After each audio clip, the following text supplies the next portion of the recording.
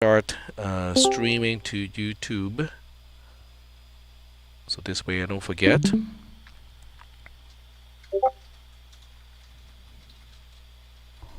Well, the cat is not near where I am right now, so I'm not gonna stretch out to get him. My avatar is the cat, by the way.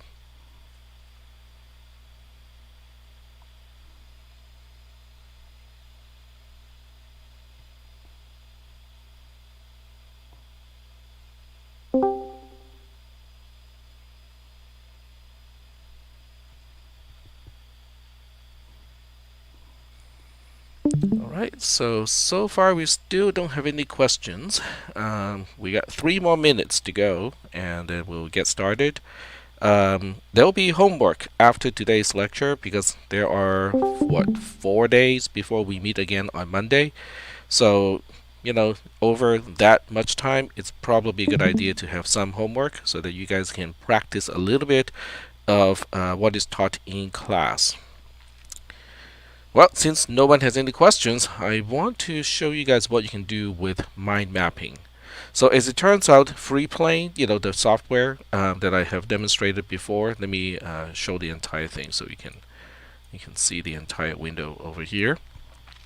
So as it turns out, FreePlane has the ability to enter equations. So to enter equations, what you do is you have to put on the first line your backslash latex, which is actually LA tau epsilon chi. It's not TEX, but you can call it latex.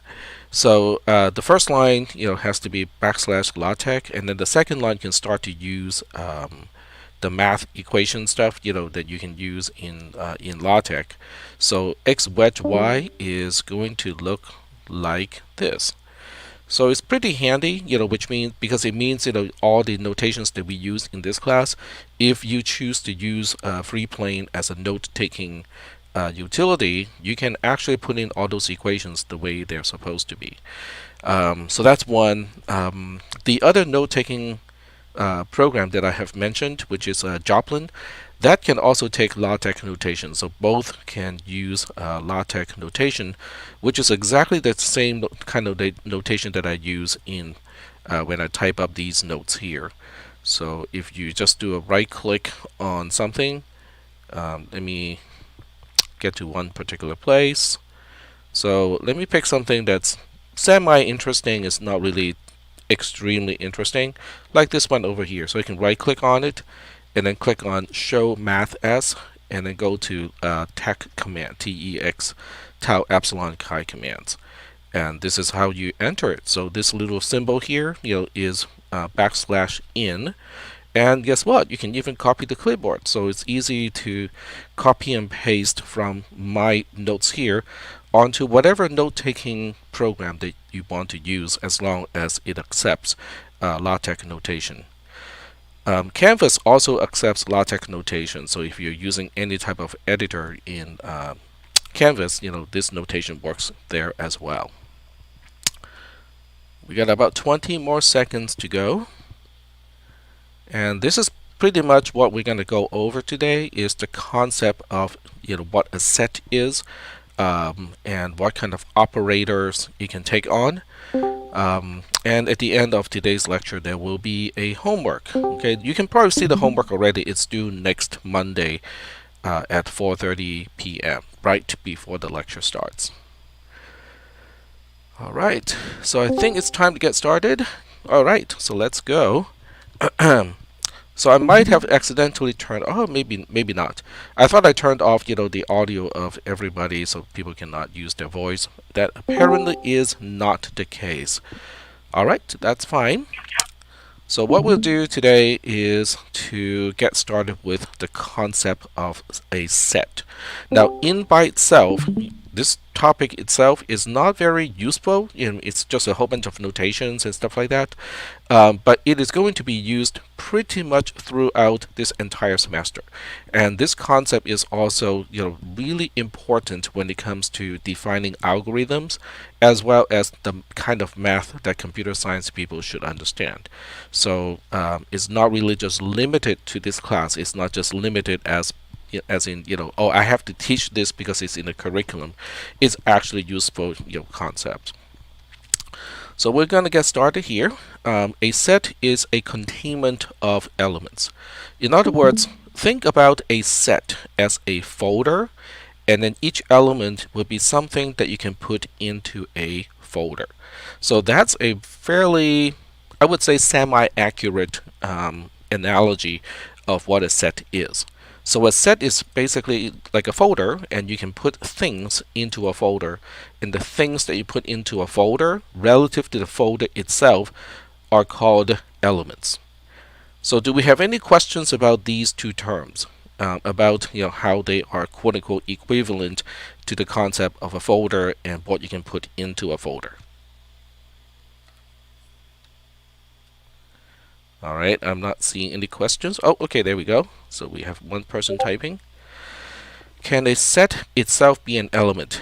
Very good question. So my counter question, because I want to teach you guys how to think about it, right? So the counter question is, can a folder contain other folders?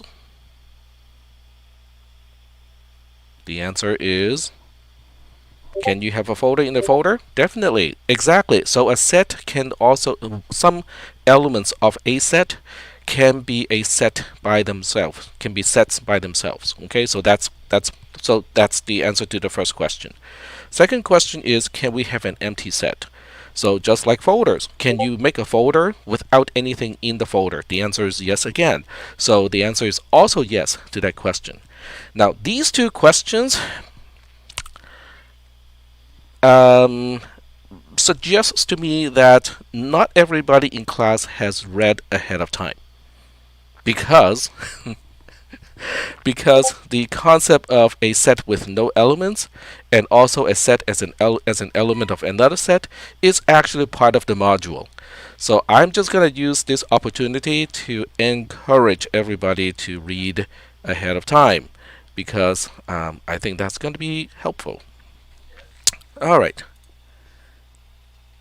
Can a single item be considered a set? Well, a set is really a container. So whether the container has an item in it or not is a separate question. Now, the container by itself can also be an item inside another container. So we'll get to that. We'll get to the whole thing about nested containment. Okay, so we'll get to that portion a little bit later. So for the time being, what we need to understand is a set is a container, and inside the container we can have elements. Collectively, that's quote-unquote your text. All right. Yep, exactly. So let me get back to the module, because it would appear to me that some people do not know where to find the notes. Alright, so this is a student view. So as soon as you get into the class, you will see the modules, because I don't really like the concept of a home page. I think that is, I'll just call it a waste of bits. Okay, so I'm just gonna, I only have the module as the outline of the class. So when you follow the outline, you will see set theory. This is, one link to the document that I'm going to use today. This is going to be, for next Monday, which means, over the weekend, it might be a very good idea to read it ahead of time. And then after that, we're going to get to set theory using quantifiers.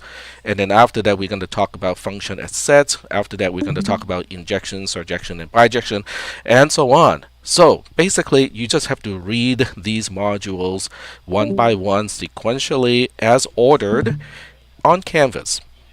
That's it. I mean, yeah, so there are no textbooks, which is good news and bad news. Good news is you don't have to buy the textbook. Bad news is, well, since I don't have a publisher, I don't have an editor either. So the text that I have here may be a little terse, may have some grammar mistakes, may have some mistakes here and there. If you guys let me know, I will fix them. Okay, but that's kind of the trade-off, right? Because I don't have the budget to hire a whole bunch of editors to help me spot problems, and draw diagrams and that kind of stuff. Um, the modules are not exactly a set. I'll get to that point in just a little bit, because within a set there's no such thing as ordering amongst its elements. But inside a module and even between the modules, the ordering is important. So we'll get to that part in just a little bit. Why are there duplicate or duplica tabs? Oh, you mean on this side? Oh, that's because I cloned this class from the previous semester, and some of the items get cloned and they get duplicates. That's all. It really should not affect anything. It's just taking up more screen space. That's all. All right. So now that we know where to find the reading material, I am going to be expecting people to have read quantifiers by next Monday. All right, so getting back to what we are on today's topic. Okay, this is today's topic. So the most basic concept of set theory is the concept of a set containing, not containing a particular element. So you can basically ask a question. You can pick anything in the entire universe, and you pick a set, okay? And then you can ask the question of, is this thing in that particular set? Okay, that's the most fundamental thing you can do with a set, is to pick up anything, and then you ask, is this a part? Is this an element of this particular set here? So that's the first thing we need to know about a set. An element can be just about anything that can establish uniqueness. So that means in order to have the concept of a set, you first have to define an operator which is equal, whether two things are really the same thing. So you have to be able to differentiate and say, okay, given this and given this, are they the same? Because in a set you cannot have duplicate elements. So this also set a set apart from an array, because when you think about an array in CISP440 or even 300, you can have the same value for every single element in an array. That's perfectly okay. In a set, that is not the case. Okay, each value can only appear up to once. Now it may be absent, because if you're talking about a set that has nothing in it, then it has no value, it has no elements. But in any set that actually has elements, each element has to be unique within that particular set. You cannot have a particular value appearing more than once in a set. So no questions up to this point? All right. So ordering is also not needed for values that are elements inside a set. So this is also very important, because even though when we want to enumerate what is inside a set, we kind of have to pick a order, okay? But there's actually no inherent ordering within the elements of a set. It's just a bag of stuff, okay? There's no particular way to say, oh, this one has to be the first one, this one has to be the second one, and so on. Nope, there's no inherent ordering within the items of a set. So when we get to the notations, we'll start to, I can give you some examples, okay? So that's no ordering. The last important concept, I have important. This may be a good chance for you guys to see how I can change the notes here. So let me just digress a little bit. You will see me doing a lot of digression, because if I don't fix it now, I will probably forget to do it later. So might as well kind of show you guys how to do that. So I have a folder to contain all the modules. And what is the number of this one? This one is 0280. So change to the folder, go to the content, and what was I about to change? See, my short-term memory is very, very bad. So I duplicate important. Okay, important. So let's go look for important. Oops. Okay, I put it into insert mode already. Okay, important. And we want important to be duplicate. Important. There we go. Okay, so obviously to fix this error is pretty easy. I can remove just one of the important. But in grammar, you can also change it slightly so that it is grammatically correct. I'm actually very good at making things just correct, even though it doesn't make sense. So if you just make the first important an adverb, then it's grammatically correct. You can say the last importantly important concept. That's actually correct grammar, even though it is just kind of stupid, right? So we'll just go ahead and remove one of the importance. There we go. So now we save the file, and then I wrote a script. It's a pretty simple one to publish the content, so it gets pushed onto the website as an HTML file. So I just have to say this, and then I have to specify what I'm publishing. And you can see I'm using LaTeX for these notes. So press the Enter key. So now it's converting the LaTeX format into HTML. And when that is done, it's going to upload it to the server. There we go. And we are done. So now when I switch back to the browser, I type Control-Shift-R to force a refresh. And hopefully the double important is gone. There we go. So we now only have one single important instead of important. So that's the deal. Okay, this is how I update the notes, and you can see it's not very difficult. So if you guys spot any issues with the notes, just let me know, and I will go ahead and fix it. It's called crowdsourcing. All right. So the last important concept of a set is that elements in a set must be unique. So we talked about that also already. So now we'll introduce some symbols, related to the discussion of a set and also what it contains, the elements in a set. So this is a particular notation. T is the name of a set, and then I use curly braces here as the delimiters to basically denote whatever is within the pair of braces are elements in that particular set. So in this case, I have a set that has a whole bunch of numerical values. It has 12, it has 5, it has 2.2, 7, -1, and also 10 as a part of this set. Yeah, my cat is being very loud because he is hungry, and he will stay that way until 5 o'clock or so. So I apologize for the distracting. Yeah, you can probably hear that, right? I mean, maybe not. Maybe Discord has a very good noise filter. Oh, you guys can hear it. Oh, okay. Well, that may be too. From your own cat. All right. So that's the notation. Okay, you need to use braces. Okay, it cannot be parentheses, it cannot be brackets, cannot be angle brackets. It has to be braces. That is the convention used in mathematics to basically say, okay, whatever is within these braces are the elements of a set. In this case, we define the set to be uppercase T. It's also sort of a convention to use uppercase letters when we are using as names for sets, but that's not always the case. It's just convention in most cases. All right, so this is one notation, and then the other notation is this little strange looking thing that looks kind of like an uppercase E, but it is not. It is called element of. Okay, so in this case we have 2.2 element of T. That's how we spell out this particular operator.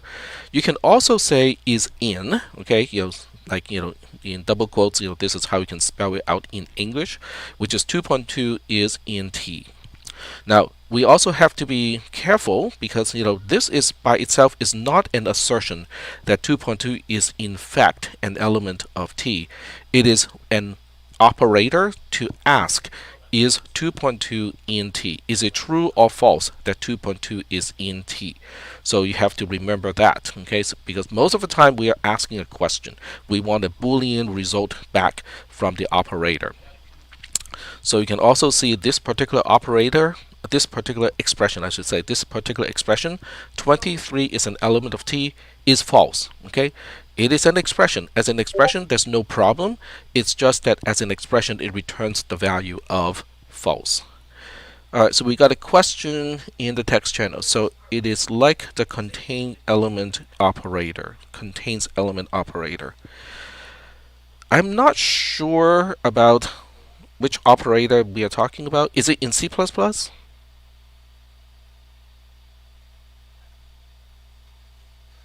actually just go get ready for work now, and then I'll be back. Oh, okay. So are we talking about the dot notation of accessing a particular member of an object? Right, so I have to leave at 5:50, so. Because I am not aware of contains in C++, but I don't use C++ too much. I do understand that there is a in operator in JavaScript to see whether a particular member is in an object. So in that sense, okay, this notation is sort of like in as an operator in JavaScript. If you guys are familiar with JavaScript, it is kind of the same as that particular operator. All right, so I'm going to pause here, and because in this semester I kind of want to experiment a little bit and see if I can kind of interject, note-taking techniques and other things. So this would be a good time to kind of talk a little bit about it, and you guys have some time to actually do it. Is I have already defined certain operators and certain concepts. So what you can do is you can just use a piece of paper. It doesn't have to be fancy and use electronics. You can use a piece of paper, but it is a good time to kind of jot down the concepts that we have talked about in this class. Now you might say, but everything is in the notes and the lecture itself is being recorded to YouTube, so we can always go back and refer to the text and also the recorded lecture. Yes, that is true, okay? However, that's going to take a lot of time, okay? Because when you want to study and review, what we have talked about in the class, you want to spend less time, to do it. And that means, what you need to do is to jot down things in a way that you can digest, that you can understand quickly. It doesn't have to be full sentences, right? You don't have to type frantically as I talk about stuff, but you do want to kind of jot down things that are important. If you have this whole thing printed out, you can even highlight, right? You can use a highlighter and just highlight very specific places and go like, this is important. This is a notation that I need to remember. Like the braces, this little notation, those are all kind of important things to remember. For those of you who, I'm not sure how many people, I'm going to assume very, very few people. But if you are, okay, I'm just looking for the, but if you're using FreePlane or any mind mapping tool to do this, this would be a good time to kind of, populate, a particular node. This is an example that I have. So I have a template like this for every concept that I encounter. I want to understand what is its definition, what is the prerequisite. In other words, what do I need to know first before I can start to understand this particular concept? And what does it relate to? Okay, basically it's siblings. If that makes any sense. What is an example? What are examples of using this particular concept? Why is it important? And in return, what else is using this particular concept to define? So these are the kind of questions that I want to be able to answer after attending a lecture, or after reading the notes, or after reviewing the notes. I want these things to be kind of fleshed out as much as possible. So I make this template for myself, so I can now just copy this, and then I can go to a particular mind map specific to a class, and I can pick out the parent where that node is going to be attaching to, and then I can press Control V on the keyboard. So now, oh, okay, that's not it. That's not what I. Oh, it is what I want to do because it is attaching a new child member called concept here. So now I can define what I have just talked about, and you can also remember that you can use the same notation. So you can right click, show math as tech command, and then just copy and paste this as the LaTeX formatting. So this way, whatever note-taking mechanism you're trying to use is going to use the notation that we use in this class. So, so that's just me interjecting, things that I think that might be useful to some people, not only for this class but also for other classes that you'll be taking. All right. So next we'll talk about food for thought. How would you implement the concept of a set in C and C++? If you know ahead of time a set is to only contain integer values, how would you implement a set? How do you check whether a value is an element of a set? How do you place elements into a set? So those are questions that I want you to think about, not during class, okay, but after class. So after class, you kind of want to relate, these more or less abstract concepts and relate these to implementation things, things that you already know how to do in C and C++. So little bit of work for you to do. And I'm kind of surprised that no one remembered to remind me about that ungraded homework assignment. Good thing I actually remembered. So let's go ahead and do that first. Yes, I'm kind of digressing again, but it's okay. Oh yeah, yeah. Well, you guys did remind me, but that's like way earlier, right? I mean, yeah, it's kind of early.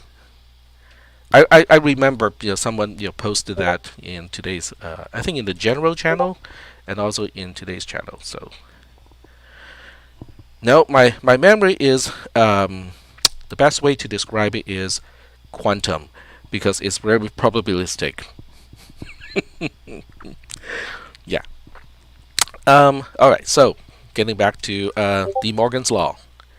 So De Morgan's law involves two independent variables, and it is about the equivalency of two expressions. One expression, I'm going to use the C notation at this point. So one expression is the negation of x and y. So we'll pick one of those two De Morgan's laws. We'll pick one law of the two just for illustration purposes. And then the other one is first negating x and then negating y, and then we use a disjunction in between to find out what is the OR between those two. So the idea is we want to figure out the value of these two expressions for every possible way to combine values between x and y. So we'll go ahead and do it this way. Now, depending on how complex the expressions are, sometimes you can use a spreadsheet to do it, but these are fairly simple, so I can just use, I can do it manually. So we have, because whatever is inside is a conjunction, so as long as we have at least one element being a false or zero, the whole conjunction is going to be false, and then the negated version of the conjunction is going to be a 1. So that means the first 3 rows are going to be 1s for this expression. And then for the last row, because both x and y are true, then the conjunction is going to give us true, which means the negated conjunction is going to give us false. Yeah, well, my cat is howling, for food. It's actually about time. He usually has dinner at about 5 o'clock. Negate cat volume. Noise canceling, cat noise canceling, that would be kind of interesting. So we will have a little notch filter to filter out, the frequency, of the cat. Yeah, that's a good idea. A food ball that is motorized and remotely controlled, or controlled by an AI. Oh, that's it. Okay, that gives me an idea. We can use a neural net to train and have the cat to train the neural net so that the ball will try to evade the cat as much as possible. So being caught is going to have negative value, to train the neural net. So over time, the food ball is going to learn from the cat and try to evade as the best it can away from the cat, and see if the cat can learn from that and counter the strategies used by the ball. Yep, that's probably a good project when I have time.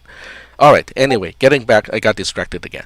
So, not x is a 1, not y is a 1. So, since we have a logical OR here, if at least one side is a 1, the whole thing is a 1. So, we have a 1 here. And for the second row, it's kind of the same deal because we have at least one of the x and y being a false. So, the negative version of that is going to be true. And we just need one side of the OR to be true for the whole thing to be true. So there's a 1 here. And this one is symmetric to the one before, so it's also a 1. And then for the last one, both x and y are true. So we have both of the negative version of the x and y are going to be false. False or false is going to be false. So that is kind of the answer to this particular question. Okay, because now we can see that for this particular expression, we have true, true, true, false for these respective values of x and y, and then for the other expression, we have exactly the same thing. So this establishes the equivalency between these two expressions.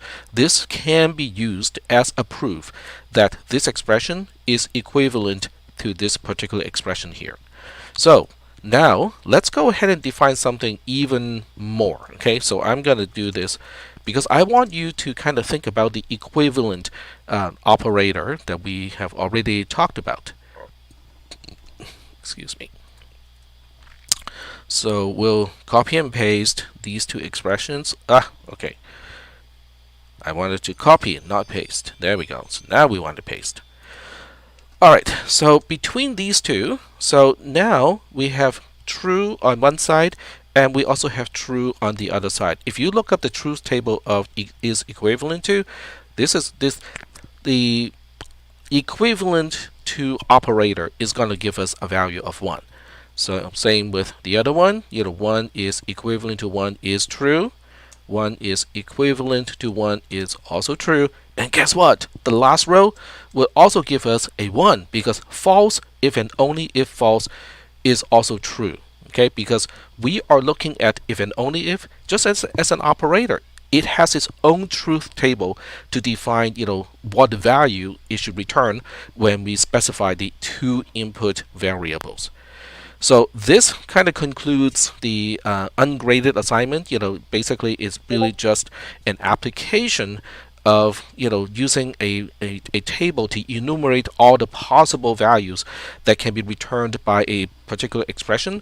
And if two expressions return exactly the same value under the same conditions, then those two expressions will be considered equivalent. They're considered the same.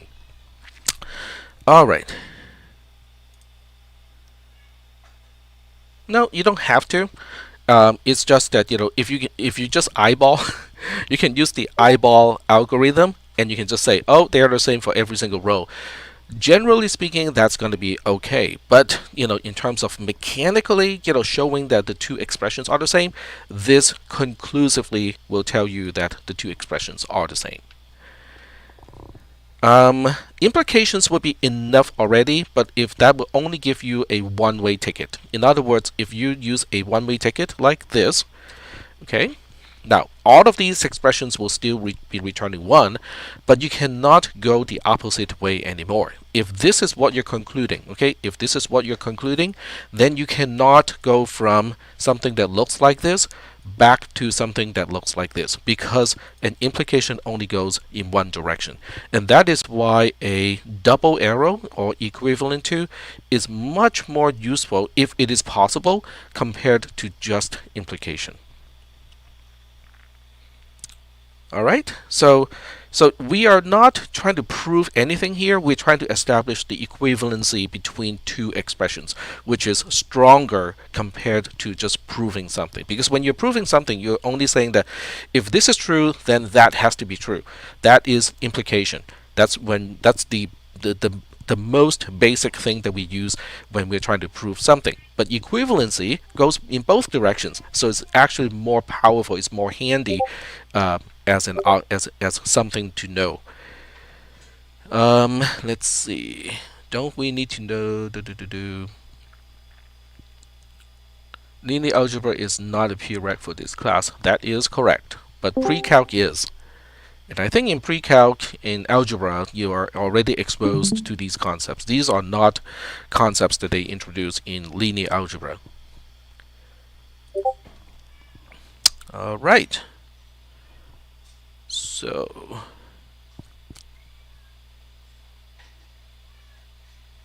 you can always show implication in both directions. Then you can establish your equivalency. So that's the other way to do it. All right. Okay. So Wade is still typing, and here we go. I bought an old discrete computational structure textbook this summer, and there is a cool proof showing two representations of the Fibonacci sequence and equivalent by showing they are both subsets of each other. Yep, that may do it. Okay, so but that's a little bit ahead of us. But I'm glad that people are kind of reading ahead by actually buying an entire textbook and reading it before this class. All right, cool. So section 3 talks about the equivalency of sets. In other words, if I give you one set and then I give you another set, are those two sets the same? That's the question. Okay. So we don't have very precise vocabulary at this point to talk about this, but we can kind of still talk about it just using English instead of using mathematical notations. So a set can be compared to another set to see if they are the same. At this point, we lack the precise mathematical notation for this kind of discussion, but we can still utilize English for the most part. I forgot it of here. This kind of discussion. Okay. Let's say we are interested in whether set S and T are the same. The two sets are considered the same when every element in S is also in T and every element in T is also in S. If this requirement is satisfied, then S and T are the same. So I want to see if you guys have any questions about this. So the best way to think about this is to think about two zip files. Okay. So if you have two zip files, zip files are basically archive files. They can contain, you can compress an entire folder into a single zip file. So if I give you two zip files and I ask you, are these two equivalent? If I were to give somebody else, okay, just one of these two files, can I just give them one of these two and it will contain exactly the same content? So the answer is, well, let's look into the zip file, okay? And then what you need to do is to make sure that they have exactly the same folder structure, and then within the folders, they have exactly the same kind of files, and the files have equivalent, the same content, okay? So it's the same concept when we're trying to compare two sets, okay? We need to make sure that whatever you can find in one particular set, you can also find in the other set. So that is how we establish equivalency of two different sets. Alright, Tosh is typing, and I'm going to set up for an example just so that we can see certain examples of comparison of sets. Right, but the only different thing being the sort might different. You mean the ordering may be different. Alright, so let's take a look. Okay, so let's start with something that's simple. These are called singleton sets. Okay, if something is called a singleton set, it means it contains only one element. So if I say X is a singleton set containing A, and Y is a singleton set containing A as well, then we can say X equals to Y is true. Okay, that's pretty easy as a conclusion, right? Okay. So now we'll go ahead and introduce two elements. Okay. So now we say, what if X has AB as elements and Y has BA as elements? So in this case, because in a set, the elements really do not have any inherent order, it's just that when we write the content of a set, we have to do it in a specific order. So in this case, X equals to Y is also true because there's actually no inherent ordering of elements inside a particular set.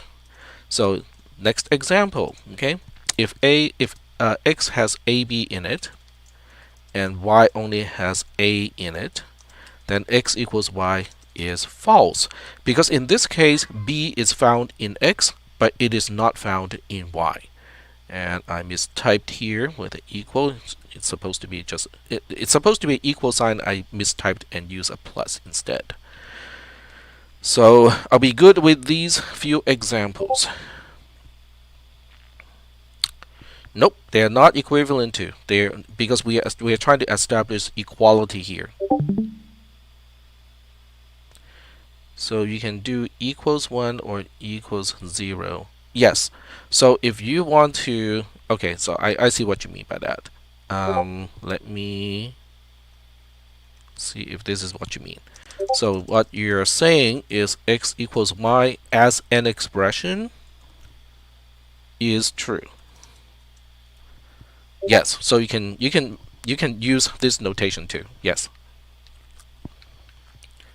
Because is true is kind of the same thing as saying equals to 1, because in this context 1 means true, 0 means false. All right, excellent. So let's go back to the notes here and see what else we need to talk about. Oh, where is it? There we go. Okay, I clicked on the wrong window and got confused. I confused myself. That happens quite fairly often. Alright, so the next one is kind of interesting. It asks the question, what if we have a set being an element of another set? Okay, so without going into the detail first, okay, we'll go ahead and try to understand the concept. So it is basically asking if X is a set and it contains two elements. The first element is A by itself. The second element is a set with B and C in it.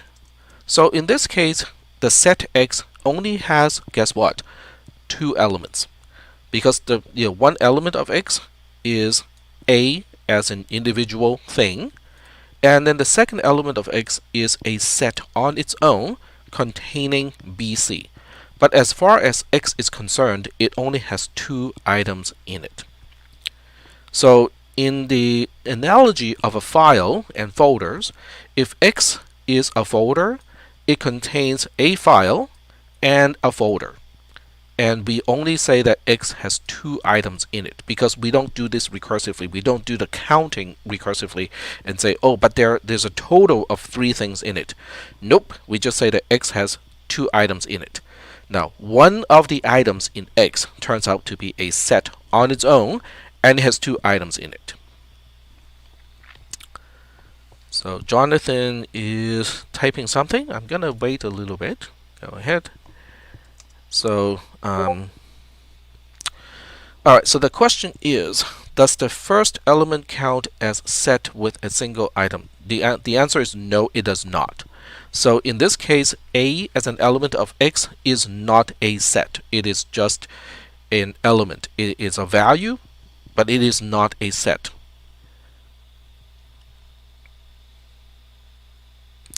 It is normal to mix set and non-set as elements within a set. I wouldn't say quote unquote normal, okay? I'm just going to say there's no restriction against it. It's just like, when you are using files, okay, on your computer, are you going to say, is it normal to have folders within a folder? Or are you just going to say, yeah, it's okay. It is permitted that you can have folders within a folder. So I'm just going to say it is permitted, rather than saying it is normal, because normal implies some kind of average, some kind of population, and this is the mean and the distribution, the bell curve, your distribution, and we're within 2 standard deviation from the mean and that sort of stuff. That is not what this class is about. This class is about how do we define a set? How do we define the equivalency between two sets, and so on. So I'm not going to get into is it normal. I'm just going to say, yep, it is perfectly okay to have a set serving as an element of another set. Okay, excellent. I'm just reading the text here. On that same line of thinking, sets can have objects of different types. Yes. So there's no inherent restriction of the types of elements in a set. So this is also a very big difference between a set and an array, especially when we talk about an array in C and C++. Because when we talk about an array, every element must have exactly the same type. So you can have an array of integers, you can have an array of doubles, you can have an array of struct something, you can have an array of class something, and so on. But when we talk about a set in a mathematical sense, then there's no such restriction. You can have a set of elements that come from that can be anything. Each one can be a particular just a thing. The next one can be a set. The next one can be a numerical value. Then the next one can be a name, and so on. There's no restriction of what you can and cannot put into a set. Okay. So a set, for the most part, is an abstract concept of containment. Okay, is this thing an element of that set over there? That really is the most fundamental concept of a set. It's really just a container with no inherent ordering within it, but values within a set must be unique. You cannot have duplicate items in a set. All right. So we still have a question coming from On and Jonathan and Chris. Okay, so I'm gonna wait a little bit. All right, so we got one question. So the relationship between items in a set is arbitrary. There's no relationship. So if you're thinking about A and B over here, there's actually no relationship between A and B other than they are both elements of the same set. That's it. I mean, that's the only thing that is common to A and B, is they are both elements of the same set. Other than that, A and B are not quote-unquote related, because later on we're going to define relations. Okay, so relations has a very specific meaning in this class, and in this case they are not related. All right, I'm just reading the notes here. So the next one is coming from Chris.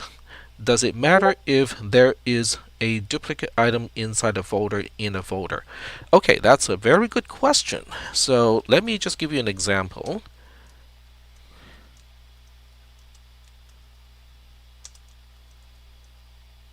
This is perfectly okay. There's no problem with having duplicate items, because in item A, a particular value A, is different from a set containing the value A. And in this case, we have a set that has two elements. One element is A, and the other element is a set of A. So this is not considered equivalent to this nor this. So this particular definition of X is perfectly okay. I mean, strange as it seems, okay, it's syntactically correct, it is conceptually okay. It does not break any rules of what we can have in a set. Alright, so it's time to take roll. My watch just buzzed me. And let me go find the tab that I have already prepared for taking roll. So there we go. Alright, so this is for row taking today, and I am going to let's see, publish. There we go. Oh, that's because I'm still in student view. Leave student view. Let's do it again. Alright, so now it is published. Let me show you the answer, because otherwise you don't know what to type. I have had people trying to randomly guess, but since I only allow one shot at the answer, so those people ended up getting a 0. Okay, alright, so here's the answer. Union. There we go. I'm going to type union in the text channel, and you only need to copy and paste. So union is the word for road taking today.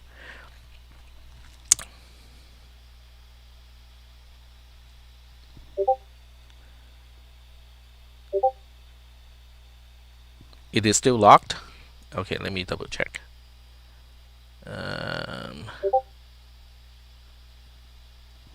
Did I get the time wrong? Yep, I did. Sorry about that. I got the time wrong. I set up the alarm at the wrong time. Okay, give me a second here. I'll make it so that you can answer the question up to 25. Give me a second. 5:25 p.m. There we go. I apologize for my mistake here. Getting the timing wrong. There we go. So one more time, it's union. So union is an operator. You can take two sets and then we can perform the union operation and it will result in a third set. There we go.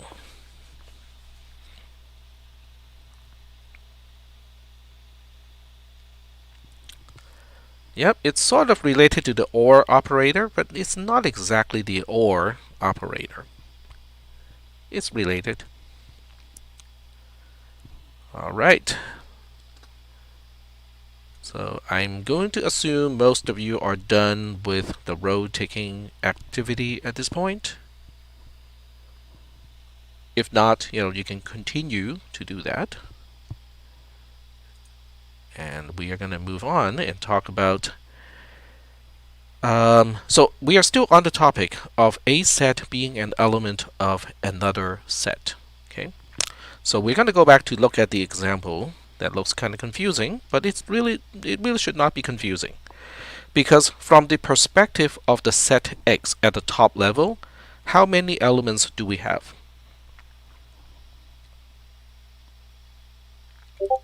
X has 3 elements. Very good. Okay, so that means A is an element of X. The set that contains A is an element of X. And then the set that contains A and the set that contains A is another set of X. And so from the perspective of X, it only has 3 elements. So when you compare between those 3 elements, they are all distinct, because A as a value is not the same as a set containing A as a value in the set. So these two are not considered the same. But between the set that only contains A and the set that contains A and a set that contains A, these two sets are also different, because if you think about it, this particular element is only in one set but not in the other set. So these two sets are also not the same, which means they are also unique within the set of X. Alright, so next question is, does this property carry over to all programming languages, or it depends? So very few programming languages actually implement the concept of a set. Okay, you can use dictionary, or hash, depending on which programming language you're using. Sometimes it's called a dictionary, other times it's called a hash, and yet some other times it's simply called an object in JavaScript. So all of those are sort of like a set, okay? Because in that sense, a member has to be unique within an object. But other than that, okay, your member can only be a string in most cases, okay, or a numerical value.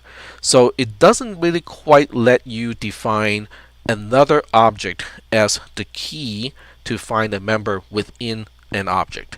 So it's not quite nested in, as a general as what we see here. You have to implement sets so it can be done in all languages in Java. I think this is more like a math class with a programming class. Then the programming class, it's sort of both. Um, okay, so I'm just reading the text messages here. Um, so let me answer Aman's question. So if I mispronounce your name, just let me know. So I'm assuming this is Aman. The answer is correct.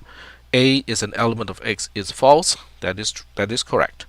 And then the next one is, why is it important that elements be unique? There's actually two different types of sets. Okay, so the set that we are talking about here is the quote-unquote classic definition of a set. But there's also something else called a multi-set. So within a multi-set, you can actually have duplicate elements. It's just that the concept of having unique elements is actually very handy when it comes to defining algorithms in programming, and that's why in most cases we only use the concept of a usual set where elements are unique. It's very seldom, personally, I have not encountered any cases where a multi-set where elements can duplicate, can have multiple versions of multiple copies of the same value. It's very seldom that that is actually useful. So there is that. So for anyone who is interested, you can look into programming languages that has the implementation of a set. Very few programming languages will implement a set where you can have a set within a set. Okay, so nested construct within a set typically are not implemented, and if it is implemented, it is not strictly enforced, because most programming languages do not define how to compare two sets. The equality operator doesn't quite work as you would expect when you're comparing two sets. So if you want the most general definition, like what we are talking about here, you probably will have to define and override some of the operators.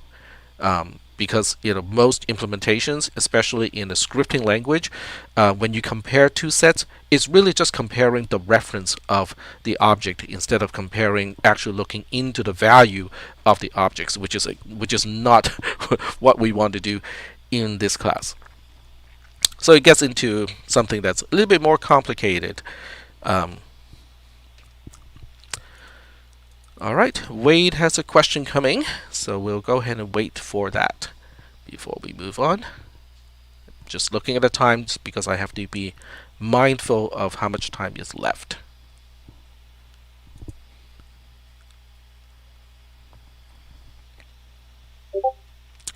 All right.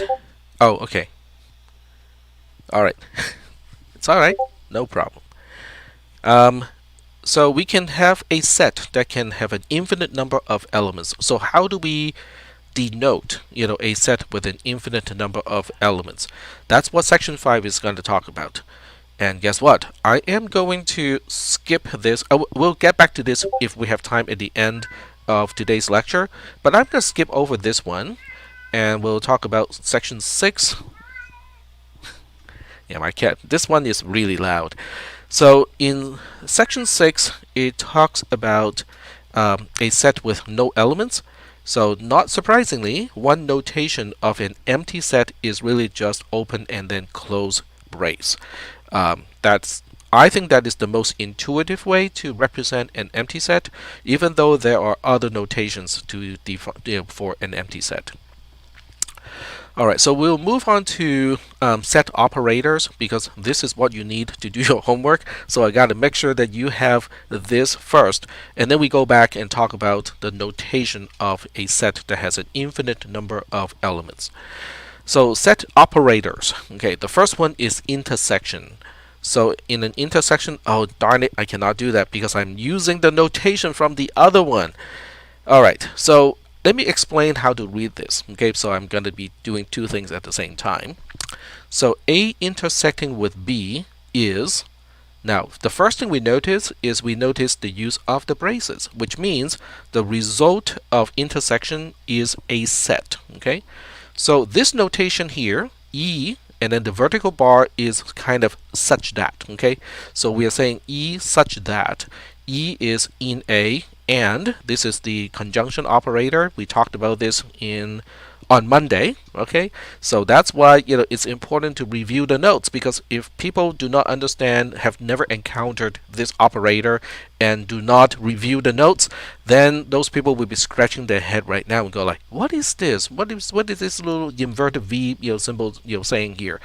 That is why we need to review the content of a previous class. Anyway, so this is basically saying E such that E is in A and E is in B. So that is how we define the intersection of two sets. Okay, we are looking for elements that are common to both of those sets. Are we good with the definition of intersection? Maybe. Sort of. Okay. So the other way to look at this, okay, there's another way to look at this, is to use this notation here. So with this second notation, not only do we need to understand the AND operator, we also have the if and only if operator. So this is reading as E is an element of the intersection of A and B if and only if E is in A and E is in B. It really is saying exactly the same thing. So, pick one, as the definition that you would want to use, because it makes more sense to you. Okay? It might be helpful to try to explain this to yourself using your own words. Okay? Or you can try to explain it to somebody else using your own words. All right. The next operator is union. Okay? This is A union B would be a set. Also, the result of a union operation is also a set, such that E as an element of the result of union, of the set of the union, is such that E is in A or E is in B. So what that means is the set as a result of A union B would consist of elements that are found in either that okay I shouldn't say either elements that are found in A or B. Okay, forget about the either. Okay, because it's not either, it is or. It's just a regular or. All right, so we have our mind typing. E stands for every element in A intersecting with B. No, E is actually what we call a it just binds to something in the set. It's trying to describe, okay, for each thing in the set, it has to meet this requirement. That's what the E is for. It's basically, you can look at it as a loop variable. It's basically saying for each thing in the set, we need to make sure that that thing meets the requirement of it's an element of A or an element of B. Is that okay? Am I explaining this sufficiently? Okay. All right. So the next one looks like a subtraction, but Real quick. Yeah, go Sorry. ahead. It could be X or any other variable, right? Yes, yeah. So Okay. it's basically an unbound variable that is used only in the description of what is in the set. Generally, we should use capital letters to represent sets, right? And then lowercase to represent variables. To represent elements. Yep. Yeah. Yeah. Yeah. Okay, cool. All right. Cool. Uh-huh. All right, so after union, we have basically difference. So A, quote unquote, minus B, or the difference between A and B, would consist of elements. So it is a set. Okay, first of all, the result of difference is a set, where the elements in that particular set has the following properties. It is in A, but not in B. So A minus B would be things that are found in A, but not found in B. But it is a set also. And the next one is Cartesian product. So Cartesian product is a little bit harder to explain. I will get back to this one later on. Okay, so we'll skip that one, and then we'll look at A is a subset of B. So this one is using difference as part of its definition. So it's probably a good time. Let me check the time right now. We got 20 minutes, so I think we got enough time. So we'll go ahead and look at some examples of union and intersection. I can't really use those particular symbols. I'm just going to spell out the operator. So we'll say A intersect B.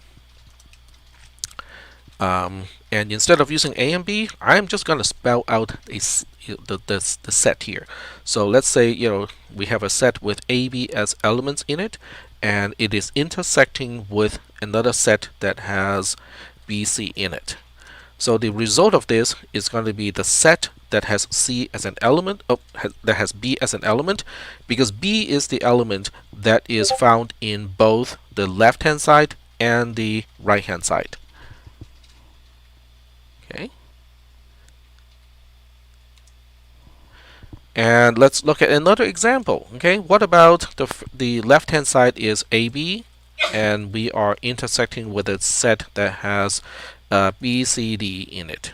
So in this case, the intersection is going to be an empty set because there are no value that is found in AB and CDE at the same time. So that's why the intersection between these two is an empty set.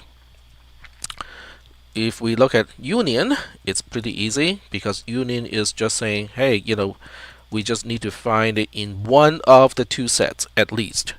So in this case, I said union, but I typed intersect. So we'll change this to union. There we go. So AB union BC is going to be a set that has three elements. A, B, and C.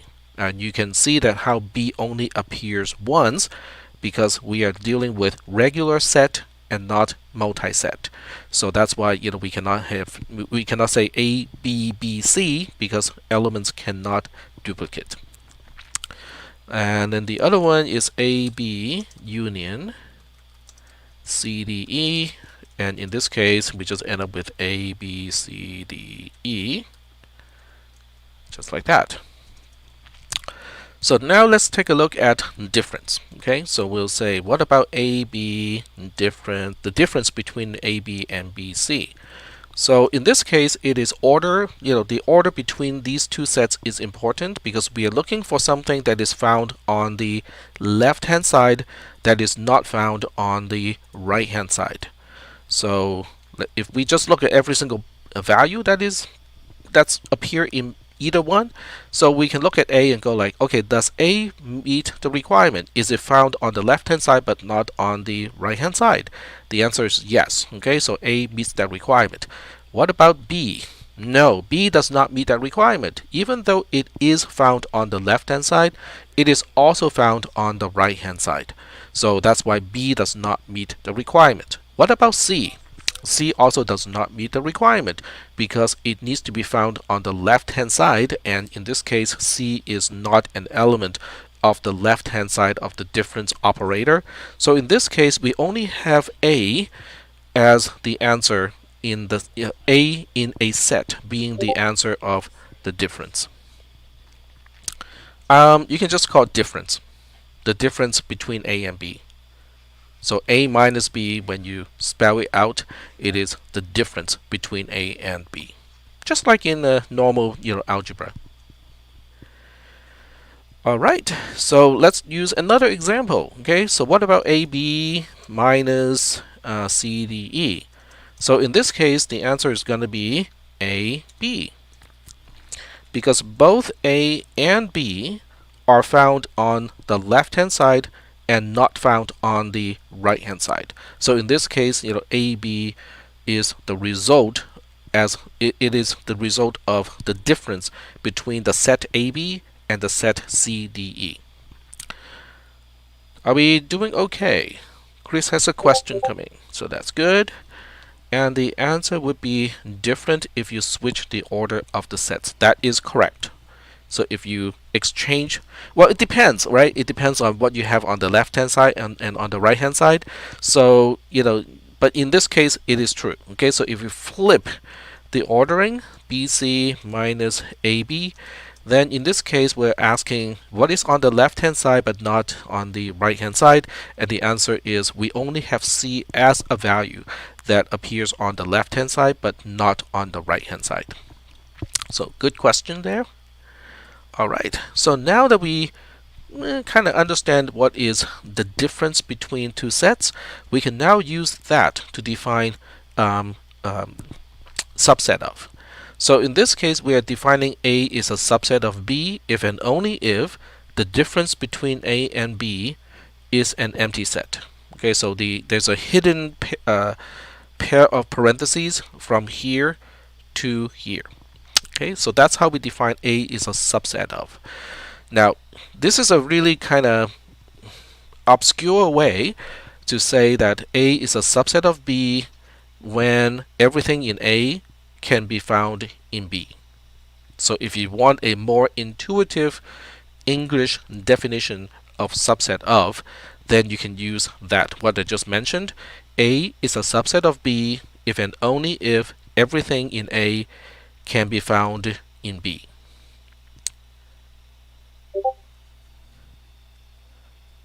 Wade is correct. The difference between an empty set and an empty set is an empty set, because there's nothing that you can find in one empty set that you cannot find in the other empty set. All right, very good. Okay, I really like the questions that you guys are generating because it's reflecting that you guys are exploring, the possibilities and trying to gain a better understanding of the concept. What about union and intersection of empty sets? Well, what do you think? This is classic of how I would answer a question. Exactly. Very good. So I think I'll be very happy to confirm an answer when people say, okay, this is a question, I think the answer is this. Is that right? Okay, and I'll be more than happy to confirm those answers, answers to your own questions or to the question of somebody else. Yep. Advanced 0. Yeah, I think in abstract algebra, the empty set can be considered a 0 with respect to the difference operator here. Alright, so but we are not dealing with abstract algebra in this class. It's a very fun class, for those of you who are moving on to a 4-year university soon, and you like math. I strongly encourage you to, even if you have to pay out of your own pocket, just give it a try. Okay, abstract algebra, it's kind of a fun class. It is. There's a lot of abstraction in it. It's kind of like object-oriented programming. You're basically just making superclasses of a superclass. You're moving the abstraction level up. In that sense, and that's one of the classes where a lot of math majors cannot handle because I guess some people cannot do abstraction. All right, so now we are moving back on track and talk about what is proper subset of. So when you compare this operator with this operator here, the only difference is one has a bar under it. And then you say, wait, I have seen something like this already. Because we have less than or equal to, this is kind of less than or equal to, because if we have exactly the same set, a set is a subset of itself. It makes sense, right?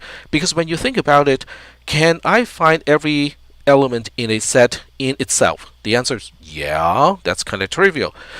But then that makes a set a subset of itself. Just like a value is less than or equal to itself, and any type of numerical value is less than or equal to itself. So this one here is called a proper subset of. Okay, so A is a proper subset of B if and only if A is a subset of B, which is using this definition up here, and there is something in B but not in A, but in mathematical notation I use the difference between B and A is not empty. Okay, but if you think about the intuitive way to say this, all it says is everything in A is also in B, but not the other way around. That's the most intuitive way to look at is a proper subset of. Is everything in A is in B, but not the other way around, which means something is in B but not in A. There has to be something, at least one thing, that is in B but not in A. All right, so we are now done with the definition of all the set operators. I just want to make sure that we do not have any questions of the operators. Well, we actually have one more. Sorry, I lied. The last one is called the cardinality. So if x is a set, then bar x bar is called the cardinality of x, which is basically just the number of elements of x. So you can kind of look at this as the length of an array or the size of an array. It's just counting the number of elements in a particular set. All right, so Jonathan has a question, and I think that we have multiple Jonathans in this class. We have at least 2 Jonathans.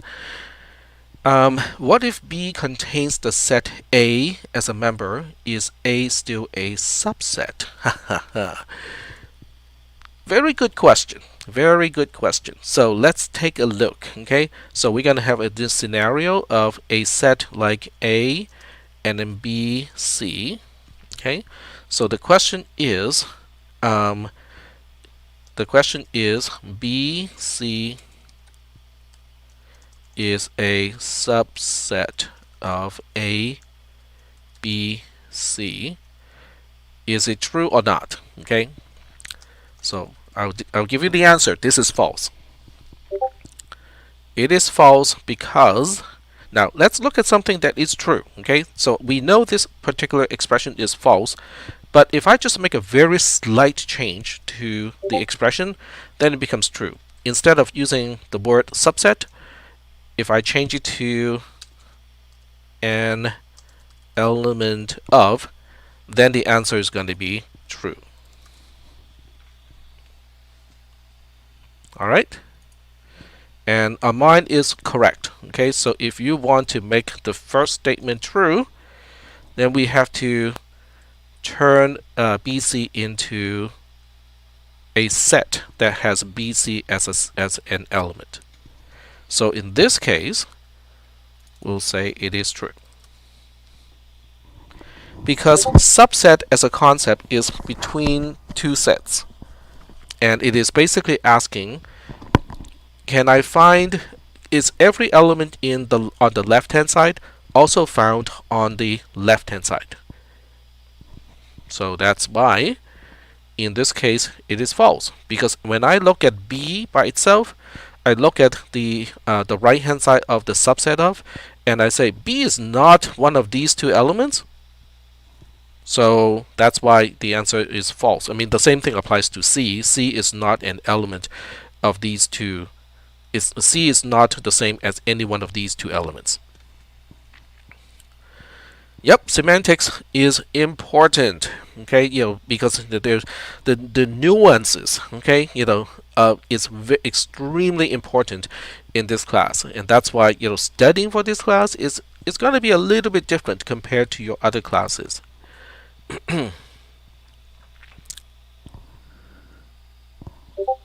All right, so question, pretty straightforward concepts. I'm just assuming we are setting up the definitions and rules so rigidly. Okay, let me get back to, so we can use these things for strong proofs and definitions. Yeah, so we want proofs to be rigid or to be more, the other term to describe it is not rigid, it is rigorous. Okay, is rigorous. And let's see, I think I have covered enough concepts, all the concepts that you need for the homework, so we are good there. So the remaining 2 concepts, which is the Cartesian product, and I think there's one more, but I cannot remember. So we can talk about those on Monday. Okay, it's not a problem. But what I do want to talk about is why is it important to have rigorous, or in your terms, why is it important to have the rigidity, in proofs? So I'll tell you a story.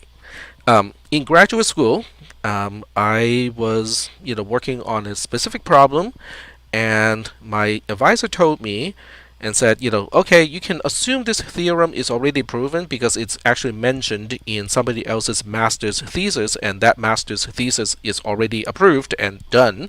So you can go ahead and use this theorem in your dissertation. So I don't have to repeat, trying to prove that thing. So I thought, okay, well, that's one fewer thing that I have to deal with, not a problem. But as I started to work on the problem, it's just a gnawing feeling, and this is one of the things that I do have, that apparently does not happen to other people. Is sometimes I look at a problem and it just gives me a sensation that something is not right. Okay, and at the time, I couldn't prove anything in one of the meetings with my advisor, and I asked my advisor and go like, "Are we really sure this theorem is already proven, like actually proven?" My advisor said, "Yeah, yeah, it's already done. I mean, so and so, proved that theorem already in his master's thesis."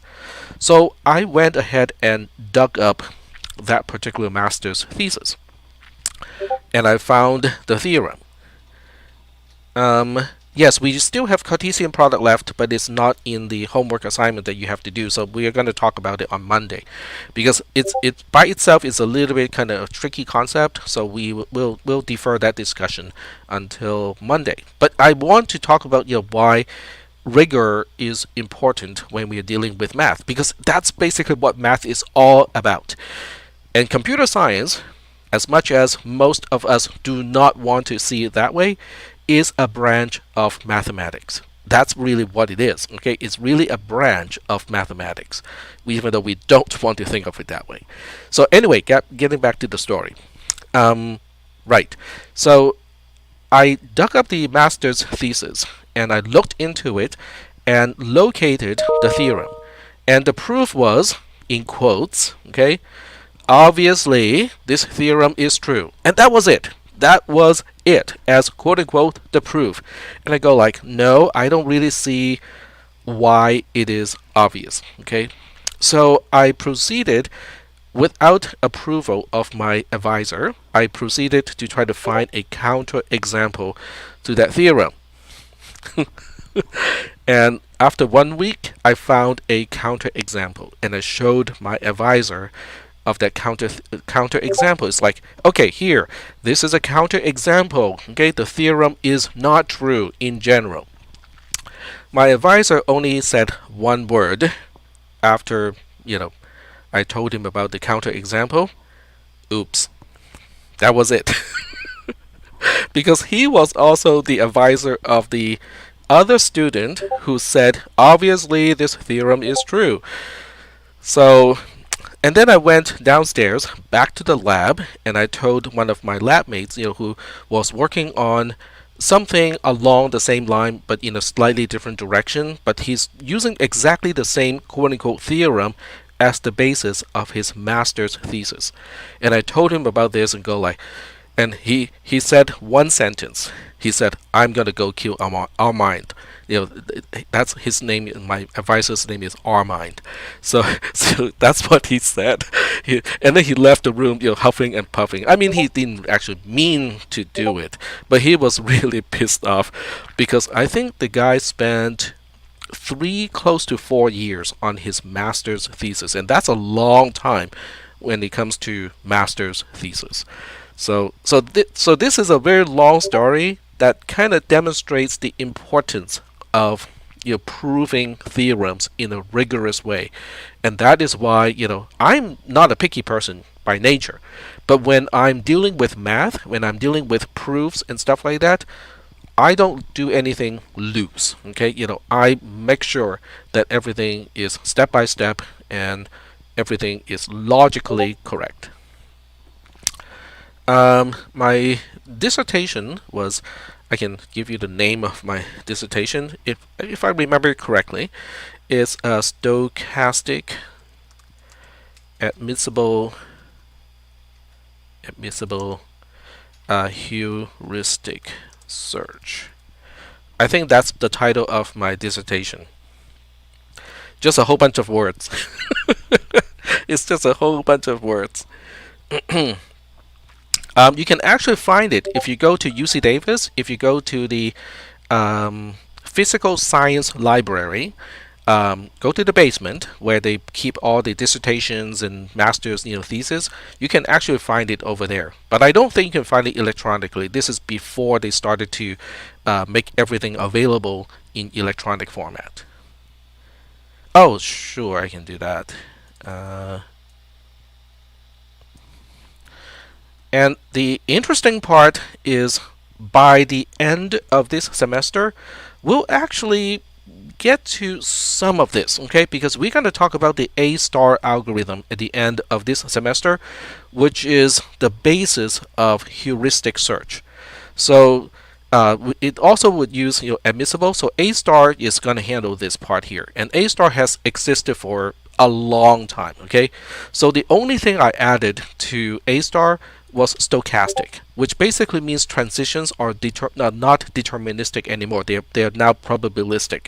So as it turns out, by relaxing one constraints that leads to admissible heuristic search in the classic sense, you basically have to toss everything out the window.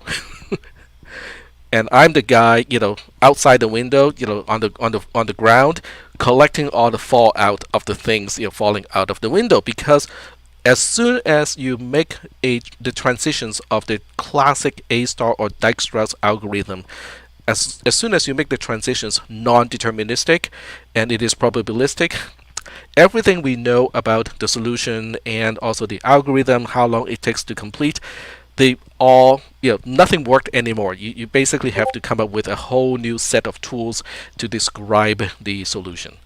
So that was it. That was my dissertation. I was really kind of lazy because I didn't want to deal with something that has a lot of arguments in it. Because if you talk about AI, a lot of stuff is based on arguments. Okay, I think this works because blah blah blah. This is like math. My dissertation was basically a huge, long mathematical proof.